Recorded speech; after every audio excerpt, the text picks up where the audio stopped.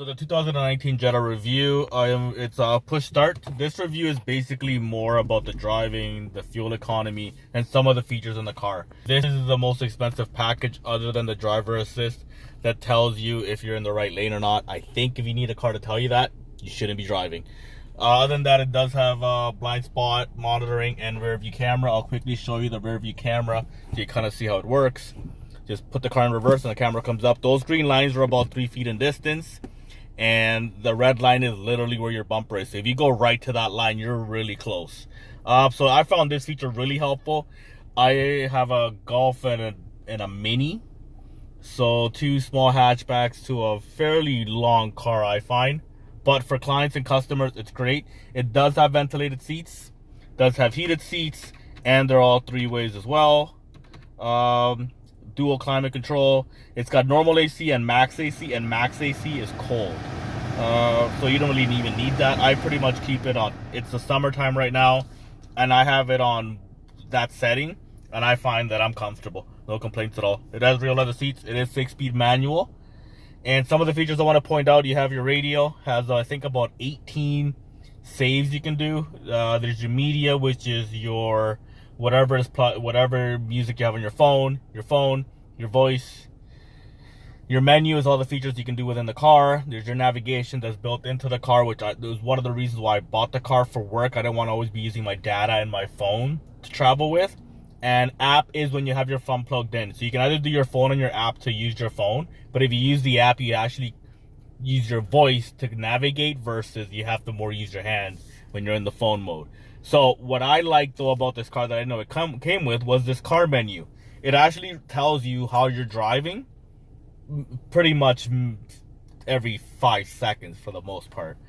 I found that it helped me keep my kilometers a little bit better because I drive fairly fast. So my intent when I got this car was to get 8 liters per 100 kilometers.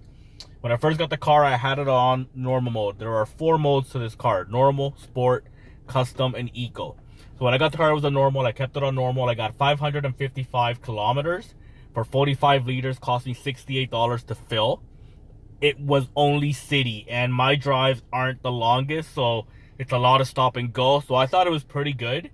The problem with this car is I'm going to show you the minute you get on the car, you're already at 40 liters per 100 kilometers. That's what happens every time you take in this car. Doesn't matter how you drive it. I tried it on eco mode. It's just not as peppy, so you save a little bit of gas. The key with this car is once it's going, if you get your speed up and going, you don't even have to have your foot on the pedal. It just coasts. So that's one way to save some gas.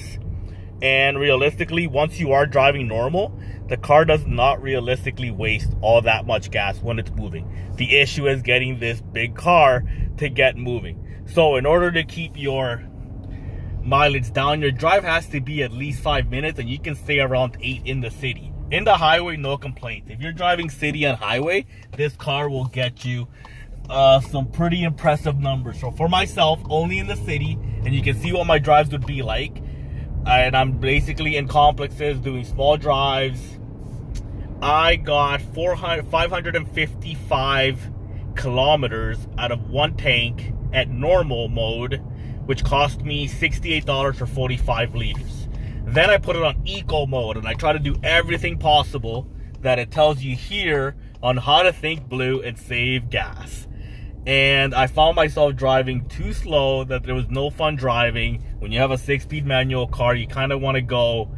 So for the eco mode, I did get 583 kilometers with 1 bar left that you can see over here. I think there are 8, and I had 1 bar left. The first bar takes you to like 150 kilometers, and then from that, each bar constantly starts gradually going down about 50 at a time. So the second time I got 583, same $68, 45 liters. I think when I first got the car, it was also, we kept it idle a bit. We were getting used to the car. I'll probably get about the same no matter how I drive it, because what I find in normal mode is when you take off, if you take off fast enough, you can just let go of the gas and the car will just coast.